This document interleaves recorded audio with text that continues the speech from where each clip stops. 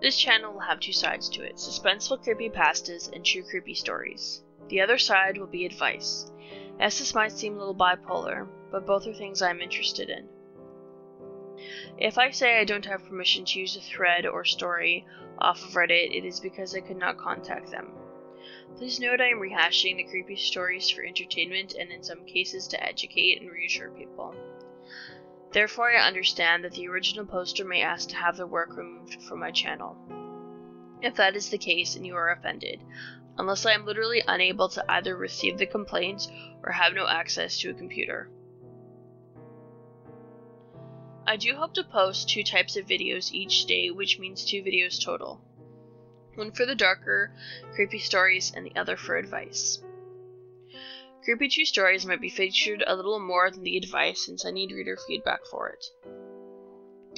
In a few months, I plan on making a countdown of the creepy videos in each category, so please like the ones you want to vote for. It makes the poll work. Echoes of Daffodils. Credit to TKGoudie. I know he knows I am watching him. I can see Daffodil look over his shoulder as he sits on his sofa. He is scanning the darkened hallway behind him. He gets up and walks to his bedroom door, turns on the light, and enters. He turns off the light and leaves a moment later. I imagined he has looked in the closet and under the bed. He walks down the hallway to the bathroom, flicks on the light, and enters. I can see him standing at the sink, and then he moves where I can't see him. He takes a moment in there and comes back out. I can see him look all around his living room and kitchen area. He shrugs and sits back down to watch some 3 a.m. infomercial. I record all of this in my notebook. I have loved David Swithin-Jones from the first moment I saw him through my binoculars. He is perfect. I know he loves me too. One day I will be Nicole Swithin-Jones. We were made for each other.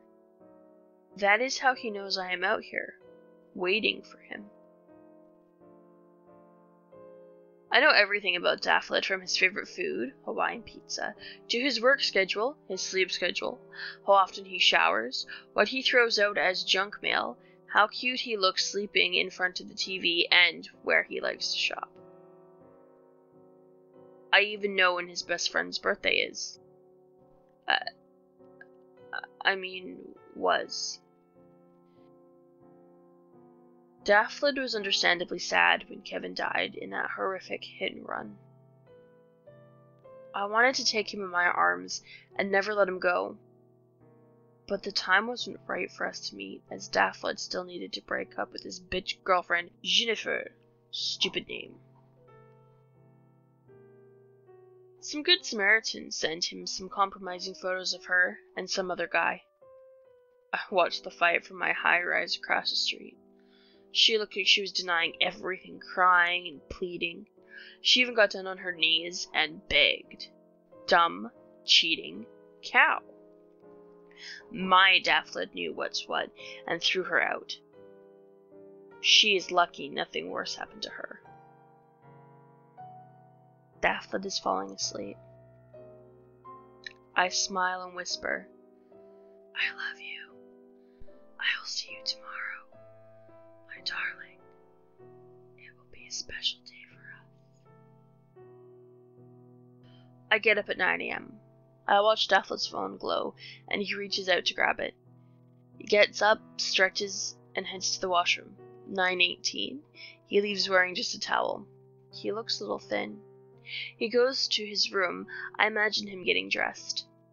He checks himself in the mirror next to the front door right before he leaves at 9:27. A little behind schedule today. Daffodil hasn't been sleeping very well lately. Today is magical. I am visiting our apartment today. Daffodil dropped his key for me while I followed him to work yesterday, and I made my copy. I knew he loved me. I left his keys with the concierge for him to pick up when he got home yesterday. I kept my copy on a chain close to my heart. I walk over to my boyfriend's place and enter for the first time. I see myself in the mirror right beside the door. I look like I belong here. Look out the window, my window across the road. I wave and smile. I photograph everything. I start in his bedroom. It is exactly what I expected. He has a queen-size bed, comforter tossed on the floor, sheets askew. There are lots of mirrors on the closet door, hanging on the wall, and a tilting standing up one. A few clothes are scattered about, but otherwise, it's tidy like the rest of his. I mean, our place. I go through all of his cupboard shelves and movie collection. I go into the bathroom. I watch my hand reach out to the mirror and pull open the medicine cabinet. Daffodil has the usual things in there, shaving gel, razor, and cotton swabs. I look in the cupboard below, and there is toilet paper, extra shampoo, and a hand mirror. But the bottle of sleeping pills bothers me. Once I am here permanently, I will rub his shoulders, and he will sleep like the dead. He needs a woman's touch, someone to cook and clean for him, someone to take care of him, get him to work on time, and schedule his day and make him her priority. Jennifer couldn't, but I know I can. I write everything down in my notebook. When Daffodil and I are together, everything will be perfect. I put on his dress shirt and lay on his bed. I imagine how wonderful it would be if I could see out of every mirror in his apartment. He would never be lonely again because I would be with him all the time, and he would always feel my love. I know he can feel it now, but it would be more intense, like I was inside him. I wish he could see himself the way I see him. I daydream about how wonderful our lives will be. I must have fallen asleep because I woke up with a terrible fright. The only thing I remember of the nightmare were the palest blue, ice-colored eyes burning through me with cold fire. A long, black, cruelly sharp nail piercing my throat. And a desperate sense of agreement. I look at the time. 6:42. Daffodil will be home within 10 minutes. I grab my shirt and run out the door. I enter my apartment, hugging Daffodil's shirt around me. I head straight for the binoculars. My love pauses at the door to his apartment, keys in hand. I forgot to lock the door. He looks confused and then somewhat frightened. I see his mouth open and he's yelling something. He waits a moment and then enters.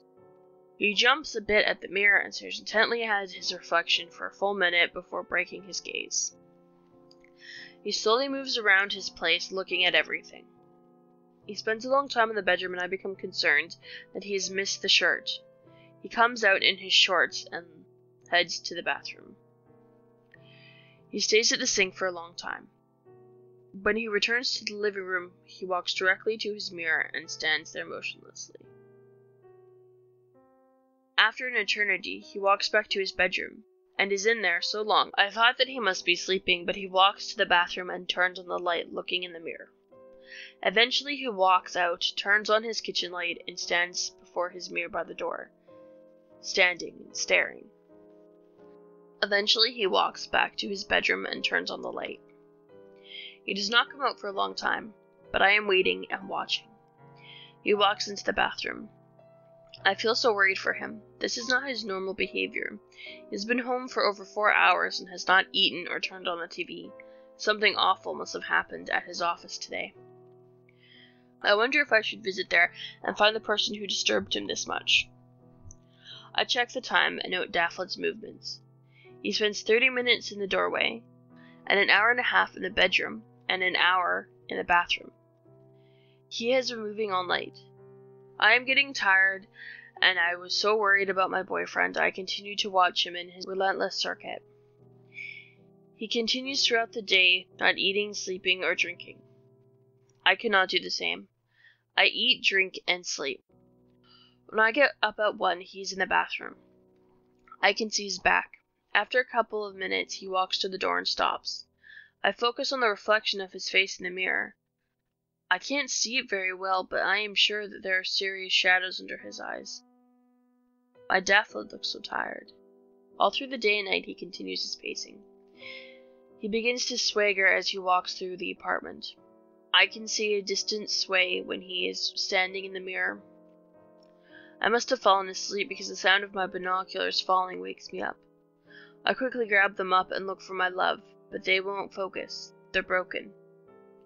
All of Daffodils' lights are still on. I can't see him. He must be in the bedroom. I stare as hard as I can at the doorway. I think I see a dark shape crawling from the bedroom, heading for the bathroom. I can see this shape try and drag itself up against the whiteness of the sink. I have to help. I have my key. I can go over there, but I can sense the timing still isn't right for Daffodil and me to meet. He might be overcome by the intensity of his love for me, and he is already so unwell. I will call 911. I grab my phone, but my throat tightens in fear. They might not understand the depths of my feelings. I can't call. I look at the window and see a street cleaner. I run out of my building as fast as I can and flag down the driver. He looks over at me and asks, "Are you okay, miss?" Out of breath, I nod my head up and down. "Is someone hurt?" "Someone hurt," I say. The driver asks, "Do you need an ambulance?" "Need an ambulance." I gesture at Daffodil's apartment and point upwards. Daffodil's window was the only one lit up. I can see the driver understands which room. I feel so much better when I hear him call 911 and that there is an ambulance on the way. The operator asks him to go into the building and let her know what is happening.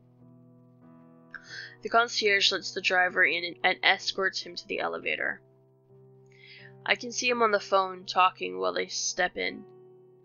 I head back to my apartment. Back to my window, I see the concierge and driver enter Daffodil's apartment, where they find my darling lying on the bathroom floor.